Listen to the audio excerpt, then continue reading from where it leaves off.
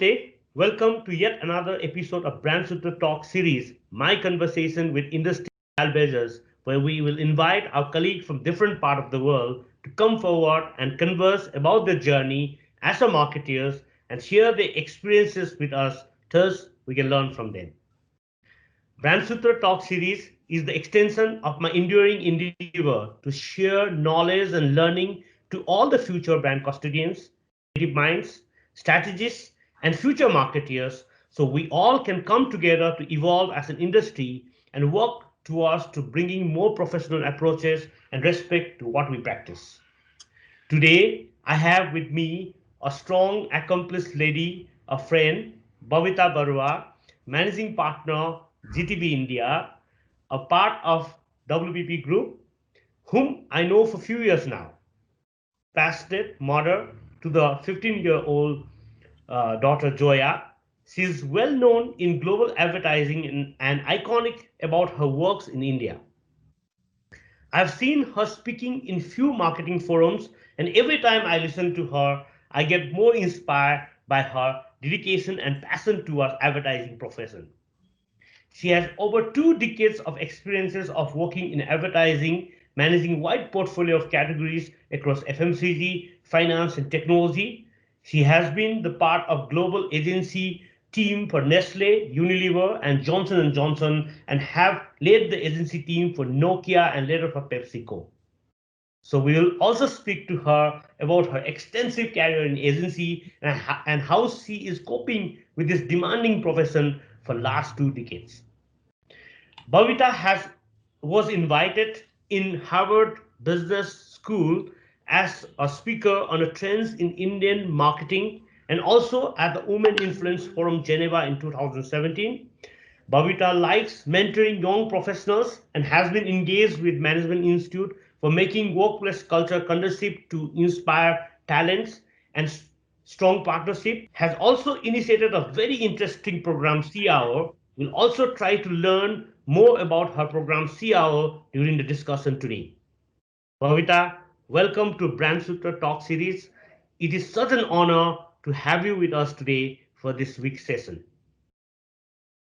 Thank you so much, Ujaya. Thank you to all the audience in this show. It's a pleasure.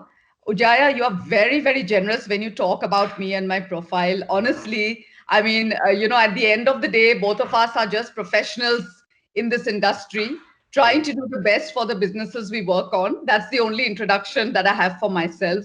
I don't think we can credit everything or anything only to ourselves. We always work with large teams, Yes. and we are just part of the team. So with that, yes, happy to go forward and so happy to meet all of you virtually. Yes. Nepal and Kathmandu are very dear to me for many, many reasons, and Ujaya knows why. Yes. So my pleasure. Let me ask you the first question. You've been part of the advertising business for almost 2 decades. Like almost a little more than myself. Or maybe similar.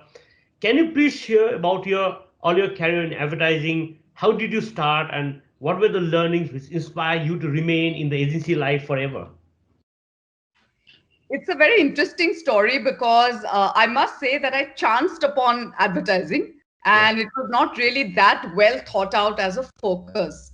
So after I passed my, MBA, I did that from Assam, from Guwahati University. So after our finals, I moved to Calcutta, and there, because we could graduate in 2 subjects, so postgraduate. So I had chosen finance and HR. Right. Yeah, sorry, finance and marketing. I Right. wanted HR, but then my mother said, no, no, no, you're good at HR, but really go into marketing or go into finance, because she really thought that I was cut out for a career in the corporate world in these 2 fields. I don't know why. So Right. anyway, I approached a very well-known global, a bank in India, and they invited me for an interview. And Right. in that interview, I met the CMO of the global bank, and he said, Babita, I feel after talking to you, you are very cut out for advertising. Why Okay. don't you talk to, HTA, which is Wunderman Thompson today. In those days, it was Hindustan Thompson Associates. So Okay. I was taken aback, and I also felt good in a way that, he thought it important to give me a word of advice because he was a very senior person, right? Right. So therefore, I wrote to HTA, and the rest is history. I got the job in a couple of weeks after that, after the interviews, etc. And I don't know where the person from the bank is today. We were never in touch, but even today, I am always grateful to him for being so candid with me and for showing me the direction. So it's been really from December 2nd, 1996, Ujaya, when I walked into the corridors of HTA in Calcutta to today. It has been a long journey. I will not say that the journey has always been one of high. No journey is that. There have been obstacles. There have been points where, I had to sit back, maybe think about how to address issues or how to overcome challenges, both Yeah, personally and professionally. of But course. in this, there have been three or four things that have kept me going. One is really the mentorship and support that I've got from my seniors in WPP.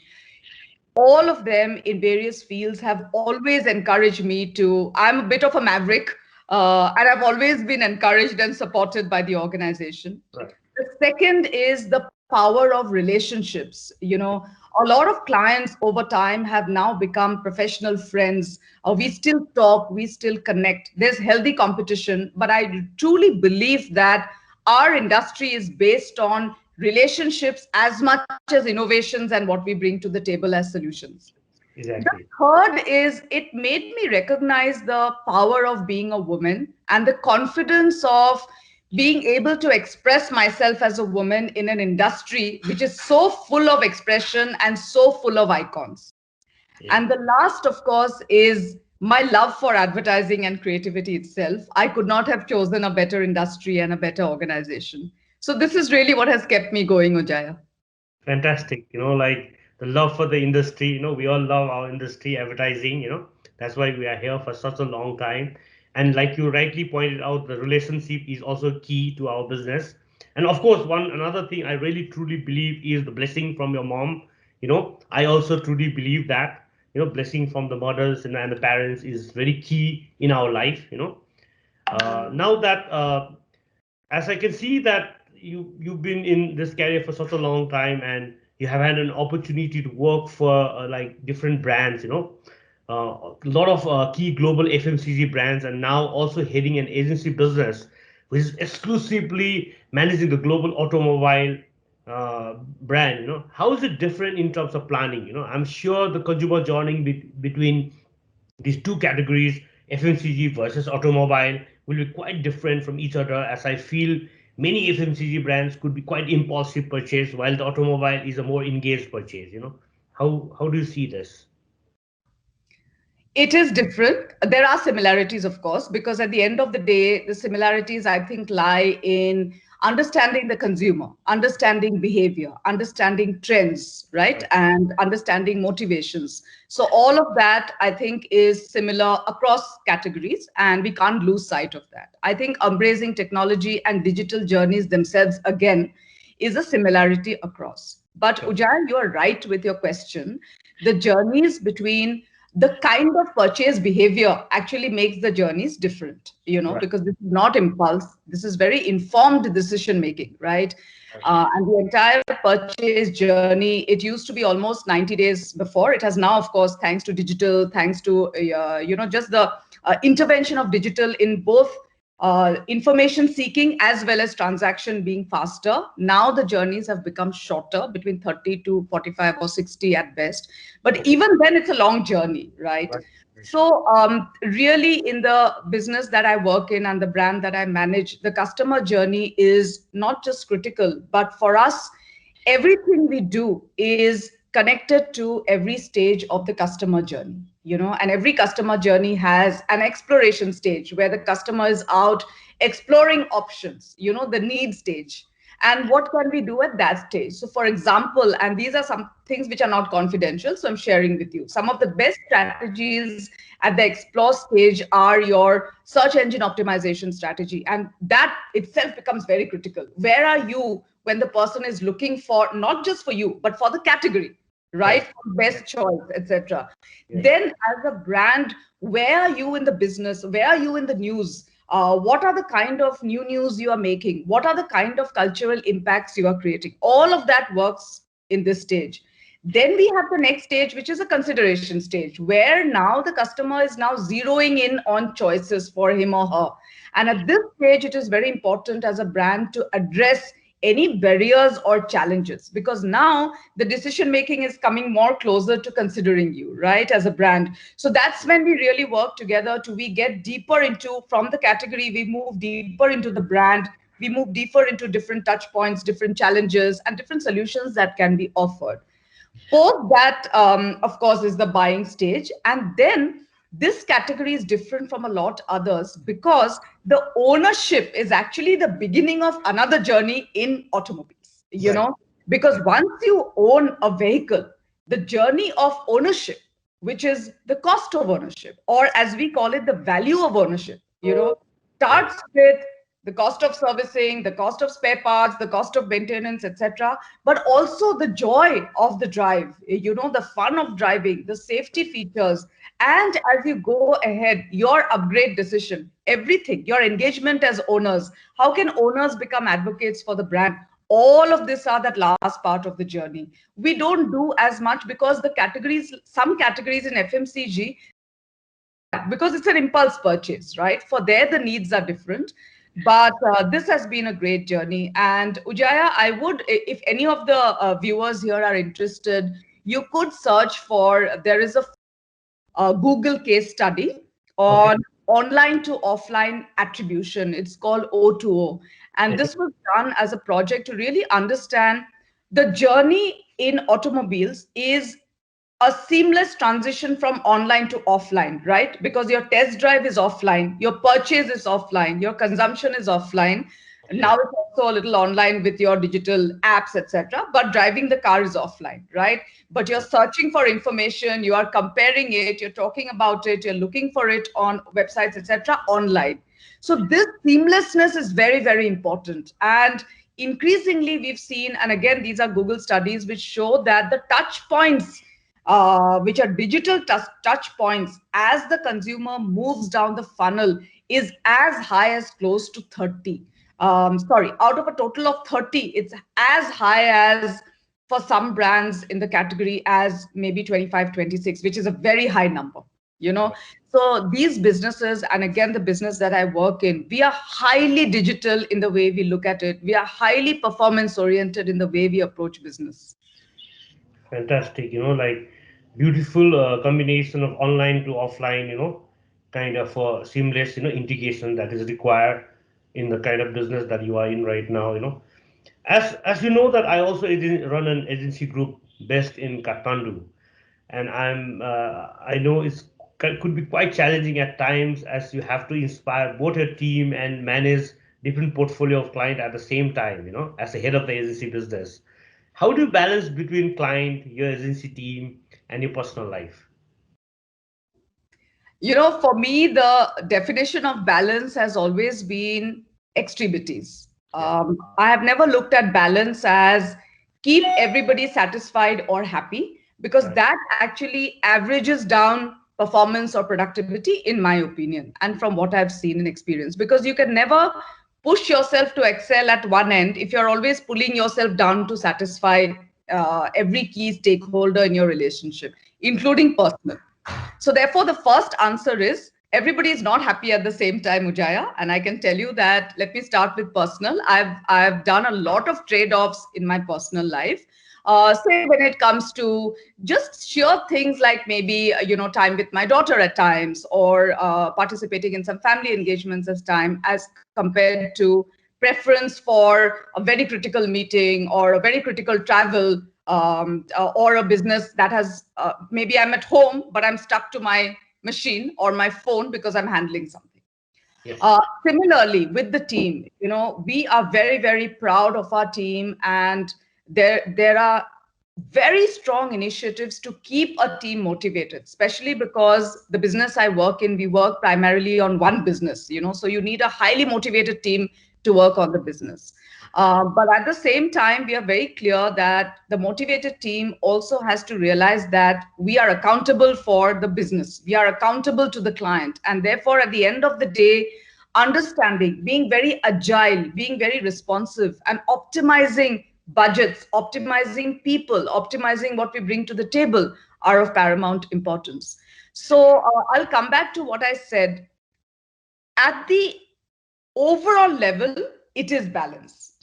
At the end of the year, when we sit back and evaluate, yes, it is a balance between family, between client, between team, and maybe my own passions and interest. But at every point, it is not a balance. At every point, it's like a seesaw where something goes up to the extreme, something else comes down to the extreme. And I think the best balancing is to have the confidence to say that even when something is not working right, this is temporary, this shall pass, and at the at the end of a long day, things will be okay. That's what I really believe in.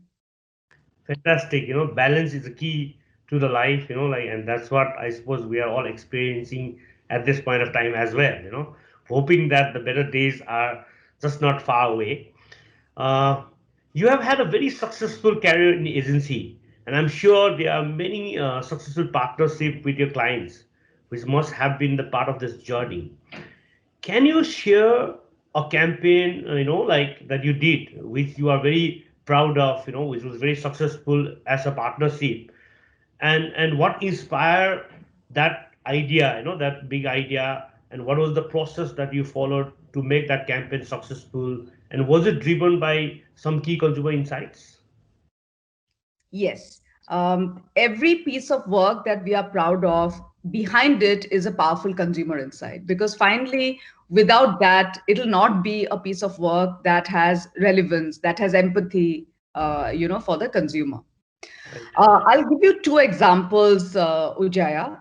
The first example is on a business that I used to work on. I don't work on now. It's for a global food and beverage company. And of course, I always put in the caveat of it's not something I did, it's something I was part of a team that did it. But Of this course. was a campaign that the food brand out of that big food and beverage MNC worked on for Diwali. And this is, I think, around 4 years ago, where, the insight that we arrived at, that we landed at when all of us, explored the various insight mining techniques, etc., were that technology was often seen as a comfort and an excuse for a lot of people, and in this context, Indians who were migrants to cities, to not go back to their families during Diwali. And this we are just out of Diwali now, right? And this year, of course, has been very different. But why did people do that? Because people felt that at the end of the day, we have video calls, we are always calling our family, our parents, our aunts, our grandmothers. Do we really need to use our Diwali holidays to go home? Or why don't we use it for our parties here, for our celebrations here, or maybe for, our own family vacation instead of going back to the hometown, literally? Of course. Yeah. And the idea, therefore, was it was called Gharwali Diwali, and it really meant this Diwali really put aside your technology connects, and in physical form, please go back home. And it was a collaboration with an airline to work out on very discounted offers and packages for selected people to go home to their hometown. Because Ujaya, that is the other learning. One is consumer insight. The other is the brand has to walk the talk when it gives a message. Because otherwise, on its own, everybody can be a philosopher and say nice things. What are you doing to have credibility for that message is very critical. So that was one. The second example is what I'm living and breathing now on my current business. It is not a campaign, it is an ongoing business transformation journey on this automobile brand. And it is really about redefining a relationship with customers, where in local lingo, we called it the family wali feeling, where it really stood for honesty, for being transparent, for care, for attentiveness, and therefore really changing the rules of transaction and what we offer to people. So in this case, it is not one campaign to be a campaign. It is a bedrock of everything and anything we do on the business. So the reason I've given you both the examples is one is a campaign specifically for Diwali. It was done, it was over, it got its results, it was full of emotion. And the Right. other is an ongoing journey. And for creativity, it does not have to be necessarily one film or one campaign. It can actually be something that you do on an ongoing basis for your brand and your business. Fantastically said. Two key points, particularly with these two examples that you just share with us. One is consumer insight is going to be the key for anything that we do in advertising. The another is the example that you share with regard to business transformation, and I really think that as an agency partner going forward, this is going to be the key. For us, to work with our client. As I study your career, I can also see that you have always been passionate about the integration of consumer behaviors, culture, and technology, leading to creative solutions for brands and business. Can you share with us a case study from your career where you have been able to implement these things successfully? Culture is at the heart of, or ideally should be at the heart of what we do for brands, because brands operate in the context of culture, right? So if we are not in touch with that culture, if we don't have the context in which the brand operates and the brand just talks in isolation, it is never as effective. Right. Now, I would like to again put in a caveat here that culture is not purpose. And I really worry about this word purpose, because a lot of times I see work which takes on a very lofty purpose and a great film about purpose, and people remember the film, people remember the purpose, but people don't remember the brand. Right. So I often, and starting with myself, I pull myself back and the team back always to say that finally we are in the business of brand growth, and culture has to be in that context and not in a general context of dumping into everything that is happening. Yeah. Yes. Ujaya, actually, it's very difficult for me to point out one example alone, but I'll go back to what I was talking to you about, the current business that I work on and this business transformation promise. Right. At every promise, we try to look at what are the values that are changing in culture. So, for example, the family values always undergo change, right? For instance, say parent child dynamics, mother daughter dynamics, father son dynamics. Earlier, we were a very, what do you call it, higher parental authority society, right? Where conversations between parents and children were quite subdued, and today it is a very open dynamic. And that is Exactly. one part of culture where, when we talk about being, what is really the dynamics that define people, that define togetherness, and that defines trust.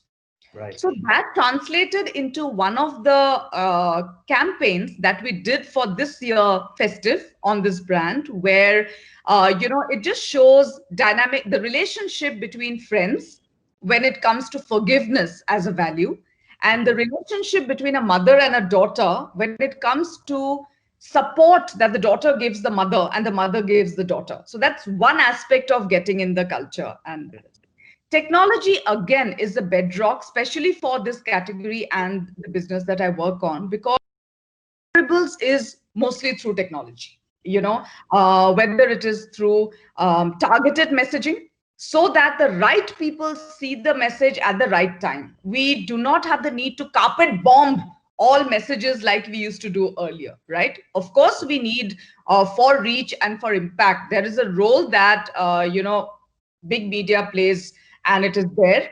But at the same time, today with digital, it allows us to be always on talking to the right people at the right time. Right. So, an example of this is a collaboration we did with a music platform in India, where it was about customized and personalized playlists as you go on a drive. Wow. So it could be, my mood is to drive in the rains. And so there's a playlist which is drive in the rains. And it's all automated, right? Because it works on the music platform.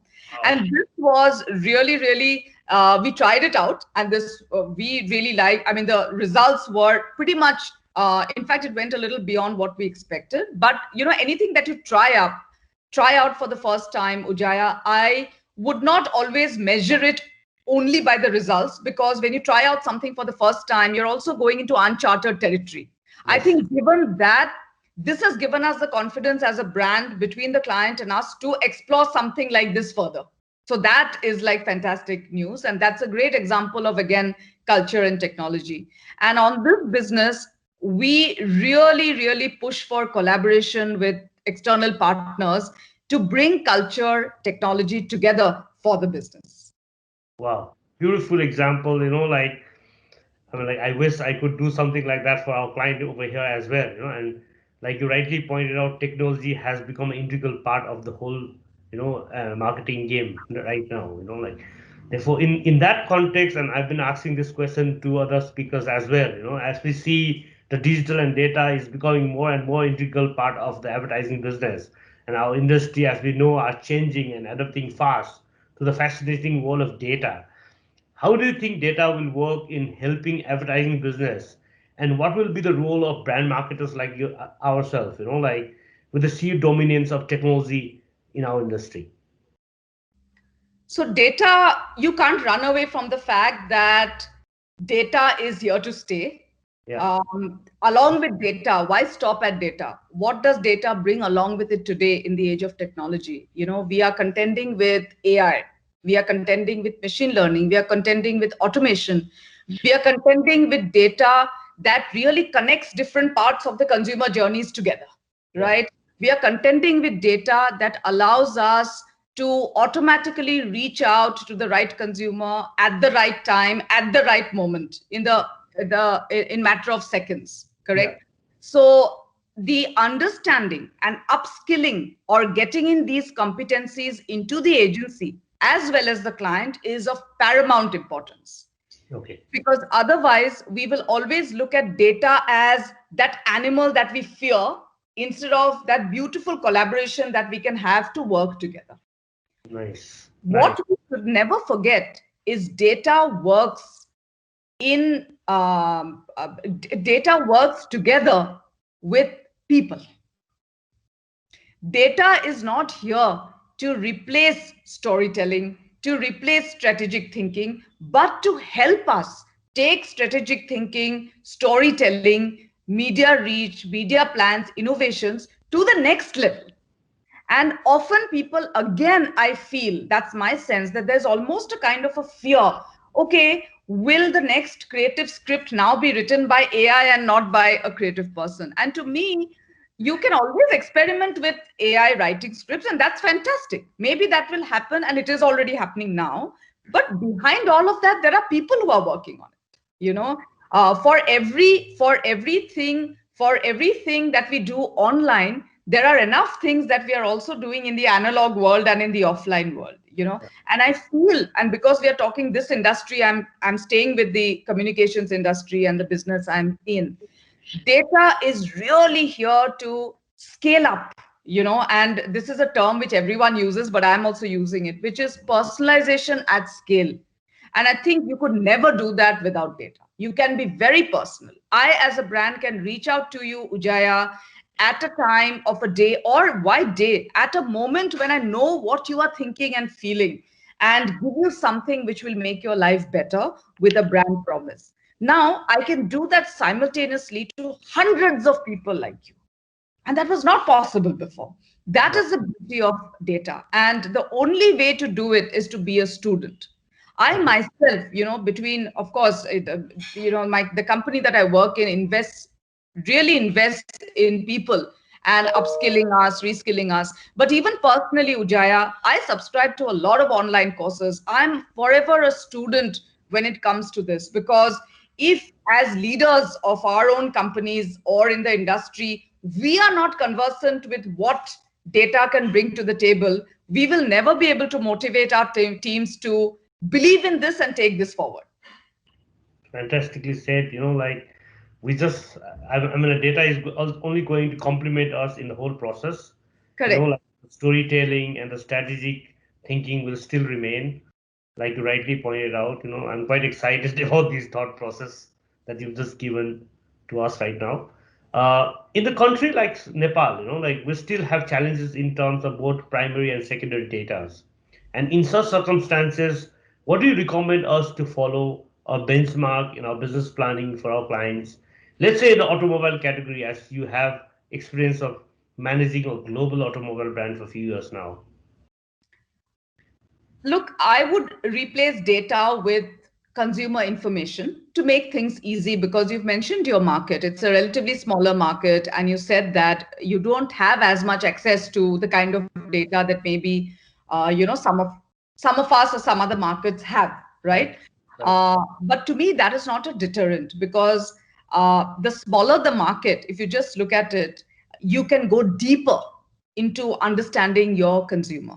I think data is about as much information aggregation as the first step. And aggregation really is about what are the sources that can give me the relevant information about my consumer. You Right. know, is so I'll just give you an example. When I was working on a hair brand, we used to say for women, and we used to say who are the people we will meet and talk to, because we were always out meeting people, talking to people, and we used to talk to gynecologists, because gynecologists are people who know women, who know what women go through. It's not just a medical understanding, right? It's also an emotional understanding. Right. We even talked to priests at times because we were talking to a segment of women who were also had religious inclinations, and therefore they are people who would go to the place of worship periodically and converse with people there. Right. We used to talk to college teachers, professors, because they were again at an age where the college faculty have a great understanding of students and their emotions and what they go through. Now, this is data aggregation, right? Today, with the help of technology, you can get data faster and quicker. But to me, at the heart of it, what are your sources is more important than what is the quantity of data I'm getting. Right. Yeah, the more varied the source, the richer your data is. The Yeah. second would be, what do you do with the data? I think a lot of people are like, I want data, I want more data, I've got this. What do you do with that data? You've asked for a truckload of apples. What are you now going to do with those apples? Yeah. That is the place where you really need to bring about synergy between different data that your organization has. For example, I'm sure even in your market, the businesses will have CRM, right? The customer Yeah. relationship data, which is there. Then you have data when consumers physically or online go and connect with you on websites Yeah. or on in your stores where people take data from you, right? Now, all of this have to come together and talk to each other. They are not separate sets of people, right?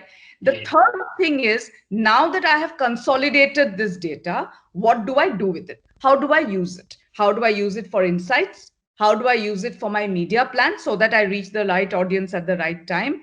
And how do I use it for really, really targeting very sharply targeted messages to the point of even offering private offers? Because you can do that, right? I can have an automated private offer going to anybody who has visited my website and gone to maybe the form fill up stage.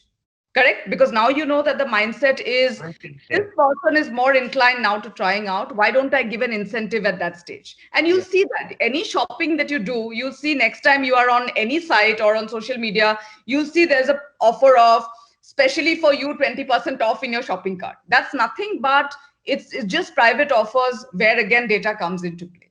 So I would really, to your market, say one thing that we should never forget, and regardless of what data we have, we can never go wrong, is always, always be people centric and people focused. Yes. Thank you, Bhavita, for opening my mind as well, and saying let's be people centric to the whole process. You traveled to Nepal a few years back, and I just wanted to know from you what are the key differences, similarities between Nepal and Indian consumers, which would be relevant for the advertising professionals like us. I cannot give you a very informed answer to this because honestly, I've been a guest, but I've not done any research or really worked on a brand in your market. But Yeah. um, really, the culture of Nepal and people from Nepal have been very dear to me for many reasons. In the town where I grew up, in Digboy in Northeast India, it's an oil town. And Right. there was a significant Nepalese population there. Some of my best friends were from Nepal. We sat together. That is why I know about all your, before this interview, we were talking about some of your rituals, right? And festivals. I know all of them because we celebrated that with them, you know. Yeah. Then, Yeah. of course, as I grew up, I was invited to Kathmandu for the, the brand. I made so many friends there. I'm still in touch with almost everybody that we connected there. And that's been a very rich learning. Yeah. And the third, recently, 3 years ago, my brother-in-law married a beautiful girl from Nepal and from Kathmandu. In fact, she's part of our family now. Her Right. wedding was there. She came here with her family. So now it's also family. So you can Right. imagine that on one hand, I am not able to comment on consumers, but I will comment on extreme honesty, extreme say it in the face rather than have a hidden agenda. Okay. Very willing to confront it, fight it out, debate it out, but not have this feeling of let me have peace here, but go back and then work out something. So this forthrightness, this willingness to always have things out very clear, very direct, is something that I feel brands must be using. And if not, the tonality of the conversation can be very bold because the culture, from what I have seen, appreciates boldness. From what I have seen, the culture appreciates honesty, Right. it appreciates authenticity. However, when it comes to aspiration, what do young people really want in Nepal today? I will not be able to answer that, Ujaya. I think I'll learn that from you on a separate conversation and get your views on it. Thank you very much for some of these kind words, and I'm sure like some of us are going to use these thoughts, like somewhere in one of our work. I also came to know that you've started this program, Sea Hour, to connect and empower women at work in our workplace. Can you please elaborate and let us know more about this program that you have initiated? Shiar was something I initiated. It's been 4 years now. And while I initiated it, but really it's the organization that has supported and helped. So we work on it as an organization property now. And that's the only way it has been able to grow. Right. She Hour is an hour, which is why it's called She Hour. An hour that you set aside, it could be once in 3 weeks, it could be once a month, Okay. where the women in an organization come together as women and they drop their inhibitions and they drop their designations. And to me, this is the defining statement of Shiar. There are no levels and hierarchy when women, we all sit in a circle, in fact, so because a circle has no beginning and no end, right? Right. Right. And it is a forum where it's like a safe room. So nothing is recorded, nothing is officially documented because this is about women at work really expressing themselves on the challenges they face as women at work and as women as part of family. Very nice. Second, how can the organization and this network of women more who are part of the organization, but how can this network of women help each other overcome these challenges? Yeah. You know, right from simple things like I worry about my child being picked up from school at times to somebody else saying, let's start a carpool amongst us so that at any point one mother is there too.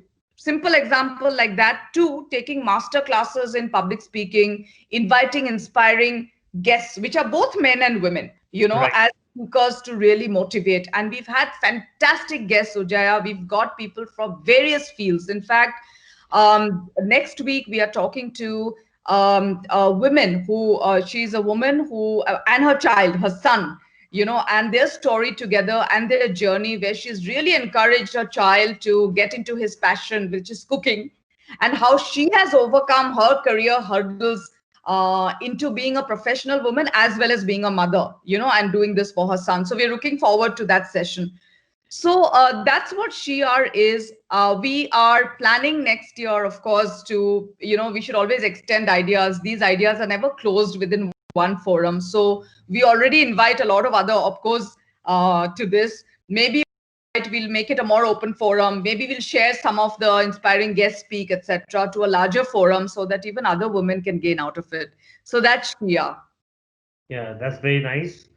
As an iconic advertising professional in the region, what are the top three key learnings for the people aspiring to have similar career like yourself? Can you share some of your mantras?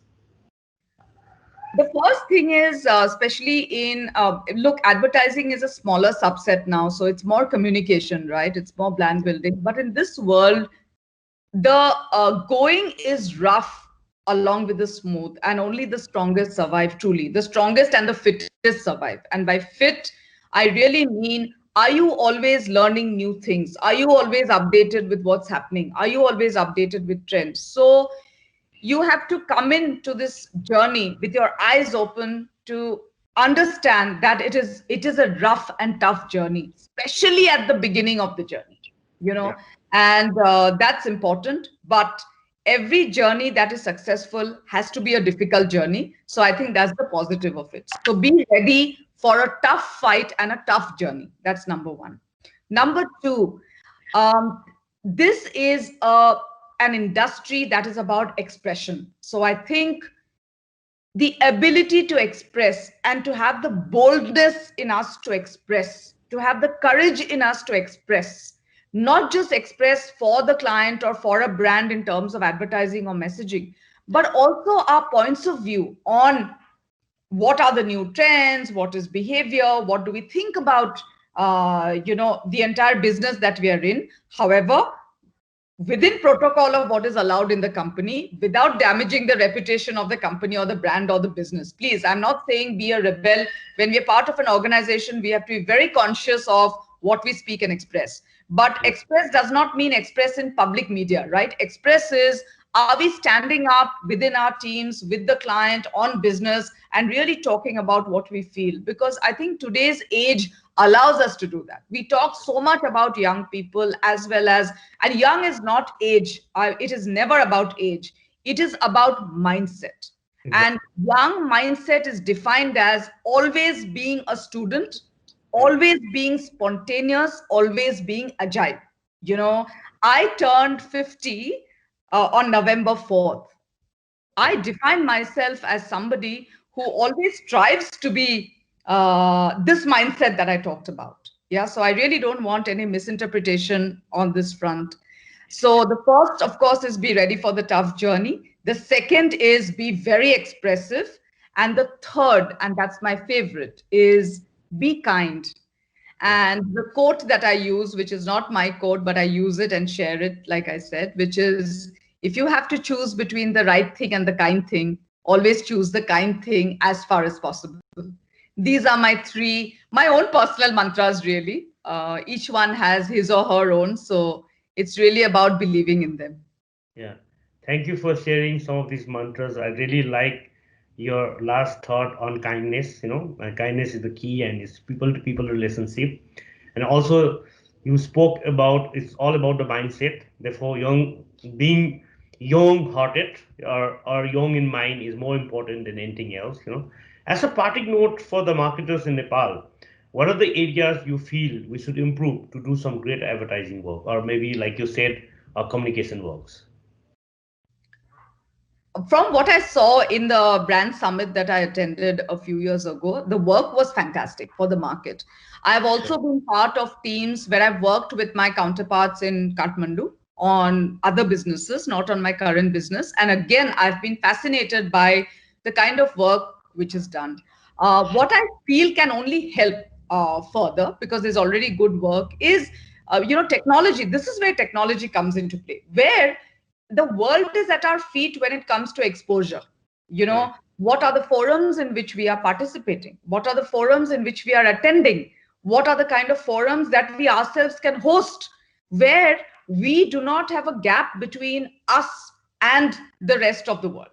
Ujaya, you are a living embodiment of that. I see you part of top forums both in Asia as well as at a global level. And I think the more we do things like that, we will not have that whole vulnerability of, are we a smaller place? Are we not getting the best of the world? In fact, I think we are in a very, very strong place now to make the most of it. And that would be my only, what should I say, my only piece of input. I'm no one to advise. to everybody like me, to really maximize technology and the power of technology when it comes to being wired and connected.